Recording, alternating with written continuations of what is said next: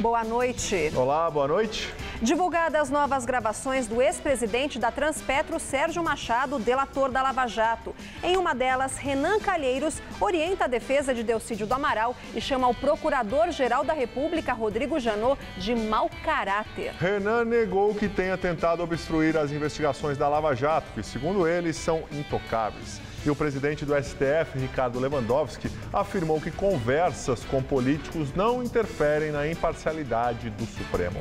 Você acompanha essas e outras notícias daqui a um minuto, após um rápido intervalo. Qual Casper você é? Eu sou jornalismo. Eu sou relações públicas. Eu sou publicidade e propaganda. Eu sou rádio, TV e internet. A minha Casper é comunicação. Aqui tem teoria, prática, oportunidades de estágio e a melhor localização. Essa é a minha Casper. Essa é a nossa Casper. Nesta quinta, o Hoje Tem tá perfeito para quem ama comer bem. Vamos conhecer um restaurante japonês que prepara sushis especiais e uma doceria em estilo colonial que oferece deliciosas cocadas de forno.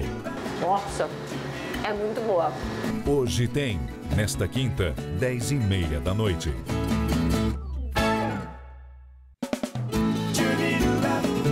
Oferecimento Creme Anti-Rugas Risotex. Faculdade Casper Libero, formando os melhores profissionais da comunicação.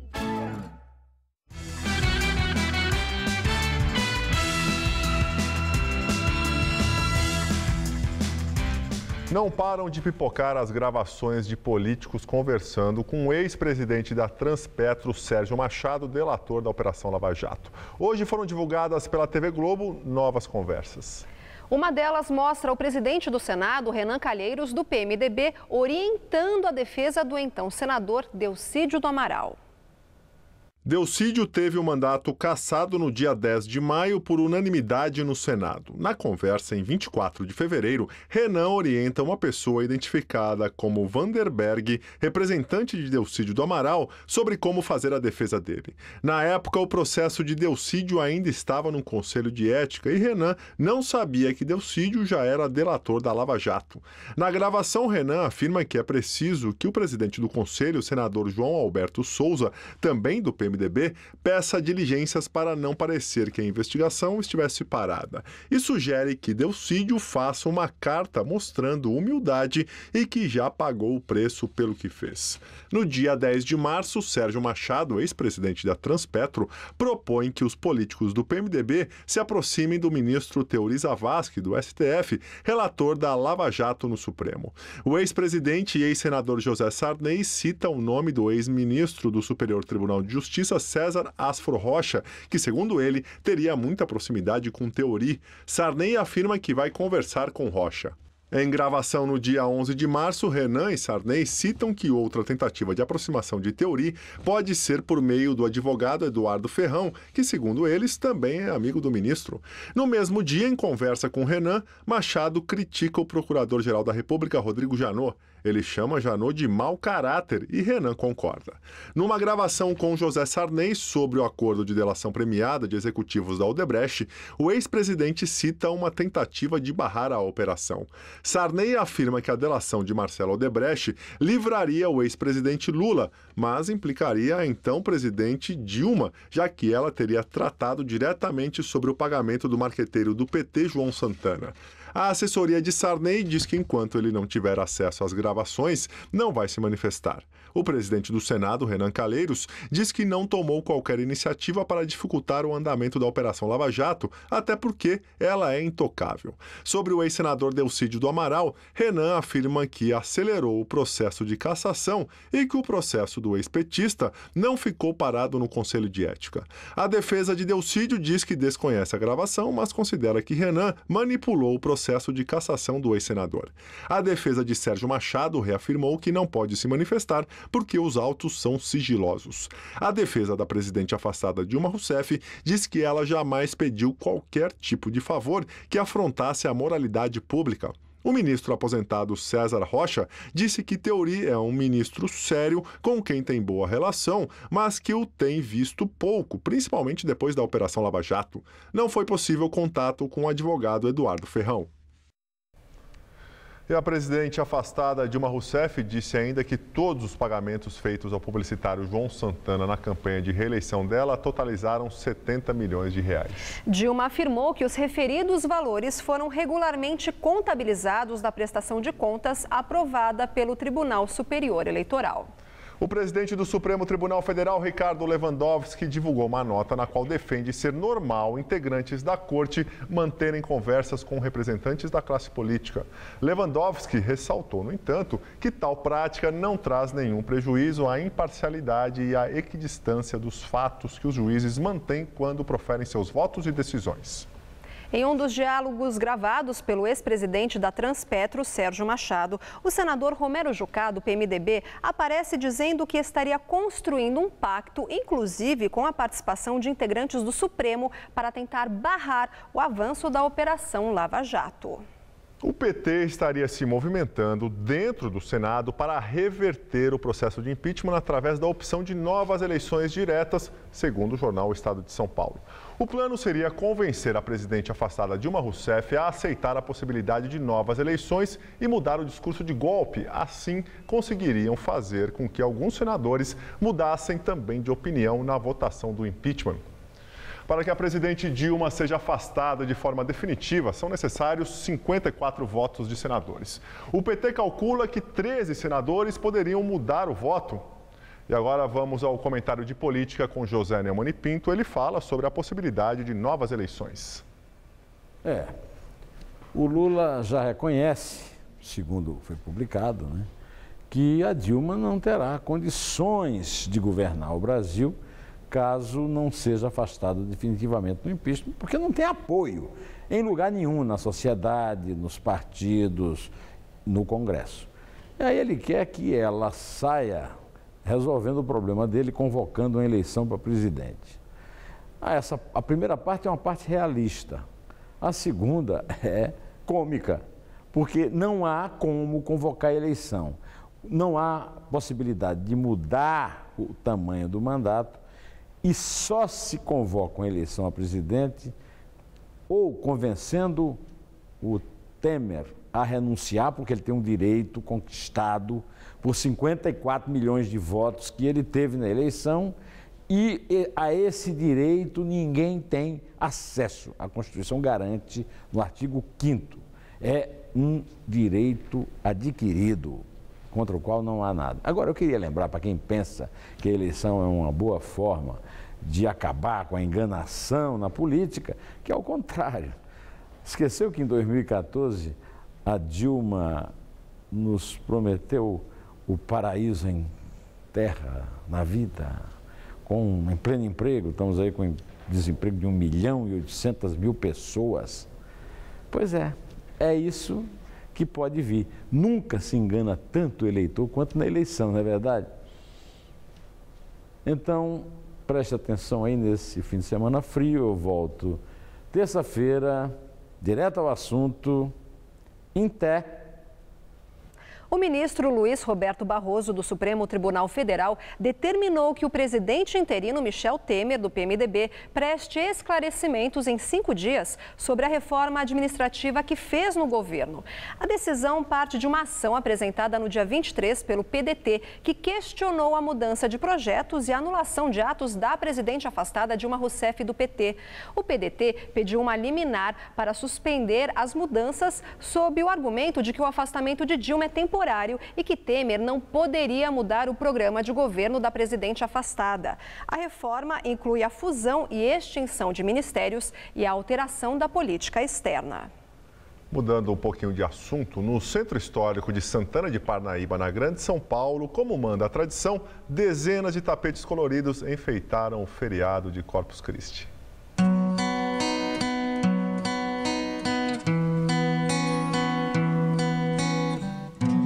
A Eucaristia em cores, símbolos e desenhos. Tudo feito à mão com serragem, flores e pó de café. Os 60 tapetes foram estendidos por mais de 800 metros nas ruas do Centro Histórico de Santana de Parnaíba. Esse ano, cerca de 1.100 pessoas participaram da preparação.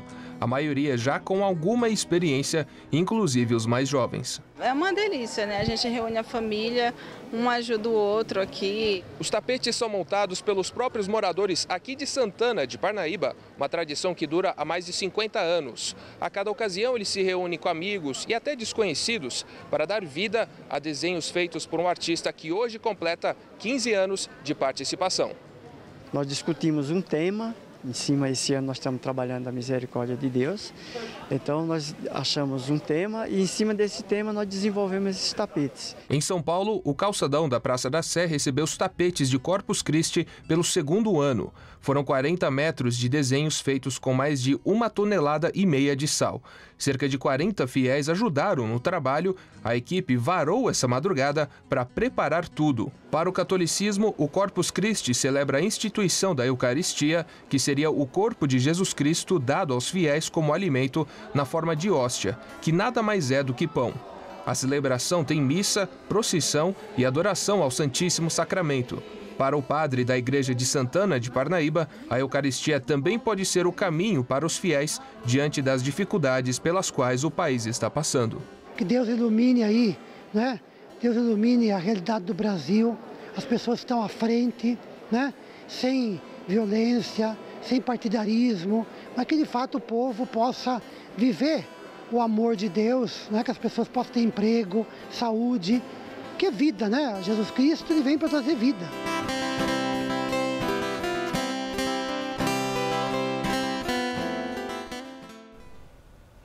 E milhares de evangélicos se reuniram na região do Campo de Marte, na zona norte de São Paulo, para mais uma edição da Marcha para Jesus.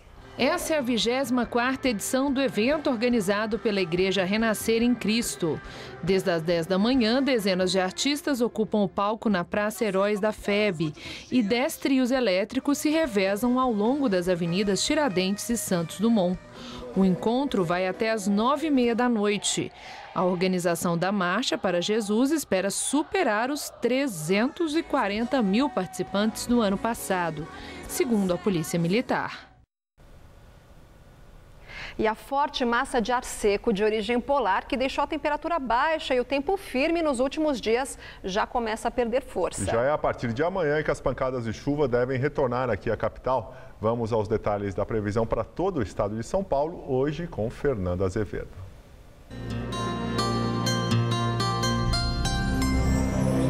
O ar seco perde força aqui no estado de São Paulo por causa da instabilidade que vem do sul do país. No sul e no oeste do estado, o dia fica nublado e pode chover a qualquer hora. Nas outras áreas, tempo mais aberto e pancadas isoladas à noite. Em Marília, a temperatura varia de 15 a 25 graus. Em Ribeirão Preto, pode fazer até 29 graus. No litoral, a máxima será de 25 graus em Caraguatatuba e em Santos. Na Grande São Paulo, a nebulosidade aumenta à tarde e são previstas pancadas à noite. Aqui na capital, a previsão para os próximos dias é de muito sol, com nuvens e possibilidade de chuva no fim do dia. Amanhã, máxima de 23 e mínima de 15 graus. No sábado, a temperatura amena, varia de 15 a 22 graus. No domingo, a chance de chuva à tarde aumenta. A temperatura sobe um pouco e chega aos 24 graus. Ex-deputado Pedro Correia faz relato contundente de envolvimento de Lula no Petrolão, segundo a revista Veja. As revelações de Correia ao Ministério Público compõem um documento de 132 páginas. O ex-presidente Lula, segundo ele, gerenciou pessoalmente e de dentro do Palácio do Planalto o esquema de corrupção da Petrobras, desde a indicação dos diretores corruptos da estatal à divisão do dinheiro desviado entre os políticos e os partidos. Uma das passagens mais emblemáticas, segundo o delator, se deu quando parlamentares do PP se rebelaram contra o avanço do PMDB nos contratos da diretoria de Paulinho, que seria Paulo Roberto Costa, ex-diretor de abastecimento da Petrobras, já condenado na Lava Jato. Um grupo teria ido ao Palácio do Planalto reclamar com Lula da invasão. Lula, segundo a reportagem da Veja, teria reclamado e dito que os deputados estavam com as burras cheias de dinheiro. O depoimento aguarda homologação pelo Supremo Tribunal Federal. Pedro Correia relatou episódios de corrupção desde a década de 70. E essa notícia é chocante. A polícia investiga a denúncia de estupro de uma jovem de 16 anos por pelo menos 30 homens em uma comunidade da zona oeste do Rio de Janeiro. Hoje essa menina passou por exames de corpo de delito no Instituto Médico Legal e foi levada para o Hospital Souza Aguiar, onde tomou medicamentos para evitar a contaminação por doenças sexualmente transmissíveis.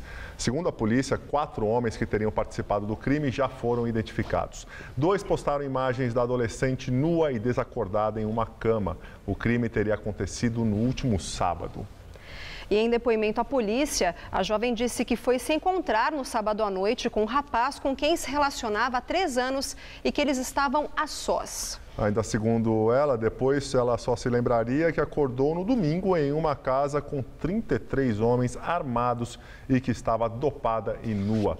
O caso causou muita indignação, é claro, e campanhas nas redes sociais. Bem, agora um destaque internacional. A Marinha Italiana divulga vídeo de naufrágio na costa da Líbia com mais de 500 migrantes a bordo. O acidente aconteceu ontem e ao menos 7 pessoas morreram. De acordo com informações oficiais, ao todo 562 pessoas foram resgatadas. Pela manhã, serviços de vigilância da Marinha detectaram uma embarcação que navegava com instabilidade e excesso de pessoas. Poucas horas depois, o barco acabou virando. O navio Bética se aproximou imediatamente e lançou coletes salva-vidas às pessoas que caíram na água, enquanto reforços chegavam para socorrer o restante dos migrantes. Líderes do G7 iniciaram hoje as reuniões da cúpula no Japão. O presidente dos Estados Unidos, Barack Obama, voltou a criticar os testes nucleares e apontou a preocupação dos membros do grupo em relação ao pré-candidato republicano Donald Trump. O encontro, formado pelas 7 economias mais industrializadas do mundo, reúne na cidade de Ishima lideranças do Reino Unido, França, Alemanha, Itália, Canadá, Estados Unidos e Japão. Durante as reuniões, os presidentes debaterão a questão dos refugiados na Europa, terrorismo, a queda do preço do petróleo, a possibilidade de uma recessão global e sobre a realização de testes nucleares. Obama voltou a apontar o programa nuclear da Coreia do Norte como sendo uma ameaça a médio prazo e uma grande preocupação para a comunidade internacional. Obama declarou ainda que os líderes internacionais reunidos no G7 estão aturdidos com o pré-candidato Donald Trump. Obama afirmou que eles estão incertos se devem levar a sério os pronunciamentos do magnata e que muitas das propostas apresentadas por ele mostram ignorância a respeito de assuntos internacionais. Um dos símbolos da cidade de São Paulo está completando 50 anos. Construído no coração da metrópole, o edifício Copan abriga 5.000 moradores nos 35 andares, uma população maior que muitas cidades brasileiras.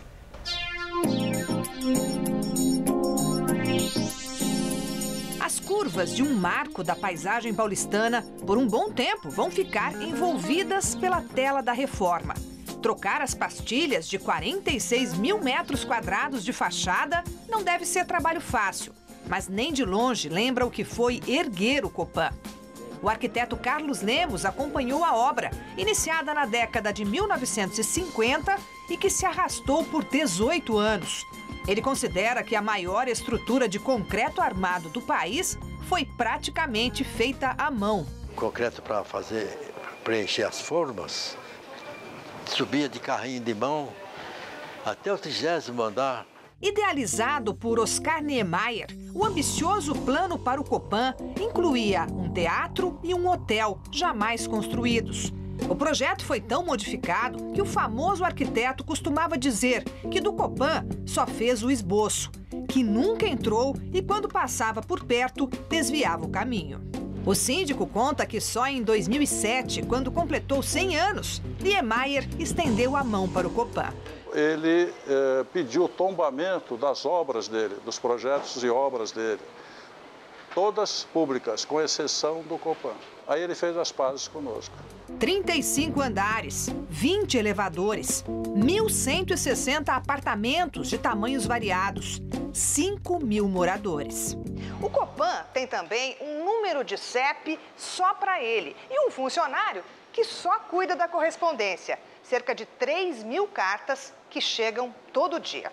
Aqui são 20 apartamentos, né?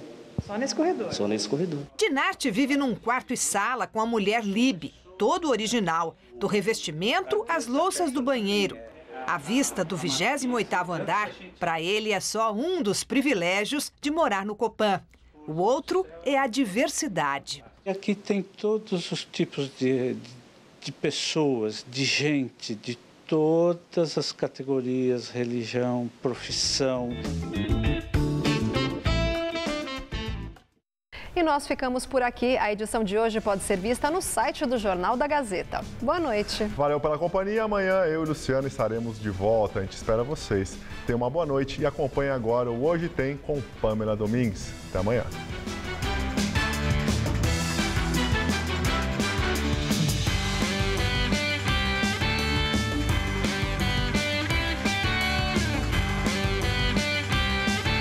A pianista Juliana D'Agostini estará no Todo Seu. Daqui a pouco, 11 da noite. Assista agora.